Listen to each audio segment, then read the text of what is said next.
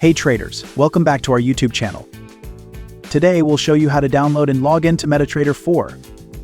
First things first, if you haven't registered with Hola Prime yet, make sure to do that. After purchasing a challenge, you'll receive the login credentials on your registered email address. You can also find them on your dashboard under the overview section. Now let's download the platform. Just click the link here, and the file for the MT4 desktop version will be downloaded to the system. Once you've installed and opened the platform, this is the default MT4 layout you'll see. Alternatively, for logging in, go to File in the top left corner of the platform. Click on Open an Account. Select Nyara Demo.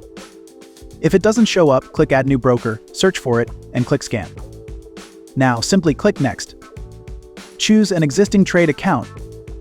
Here, enter the login credentials. Click Finish and you're in. And that's it. Thanks for watching. If you found this video helpful, don't forget to like, share, and subscribe to our channel.